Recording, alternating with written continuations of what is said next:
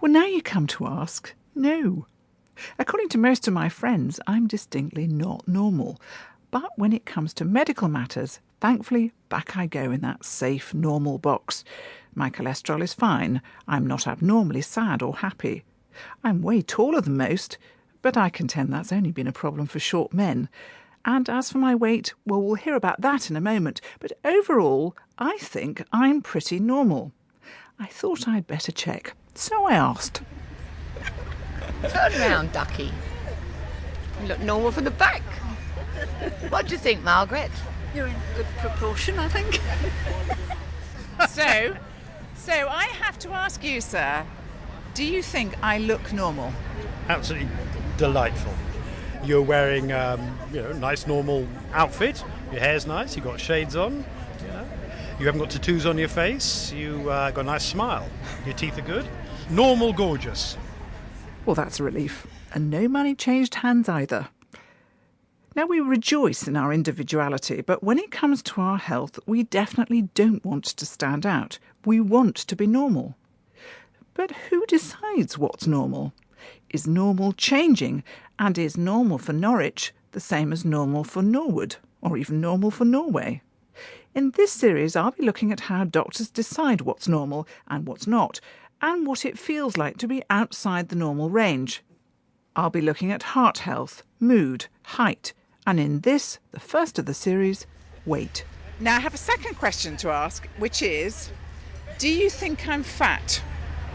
No, definitely not. Splendid.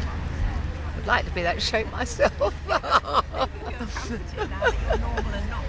Now you see, now you're a skinny person. No, I'm not. I've never been this heavy. I've got a broader ass than anybody. Now you all look skinny. You're skinny. Not indeed. Size 16. I'd say that size 14 or 16 is average. But doctors aren't interested in dress size, and anyway, what's a normal 14 when every shop's 14 is different? Medical definitions are based on body mass index, or BMI, a formula that relates weight to height.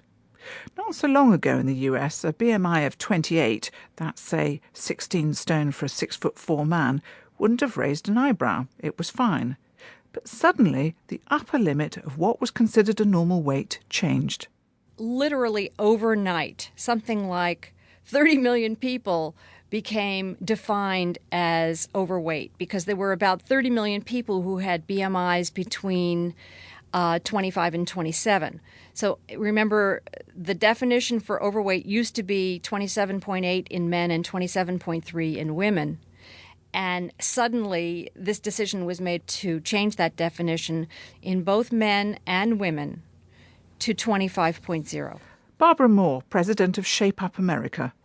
I think it was problematic because there is an issue with labels, and people were not happy to be considered normal weight one day and then be considered overweight the next day. In the end, they had little choice. The World Health Organization's definition of overweight triumphed over that of the American government, thanks in no small part to Philip James of the International Obesity Task Force. The Americans wanted everybody to be classified as normal when they were much fatter.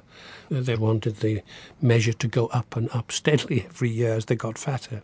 And I actually had to persuade the Secretary for Health and the head of the NIH and others in emergency telegrams that the American expert groups were not talking rubbish, and stayed on for the press conference because they were appalled, because you're right, suddenly millions of extra Americans now classified as in need of medical help.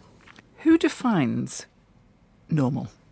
Very embarrassing to say we do in expert committees. And we come to a judgment about what is good for the population, and then we try to work out how you interpret that for doctors, which is why we come up with this very crude classification.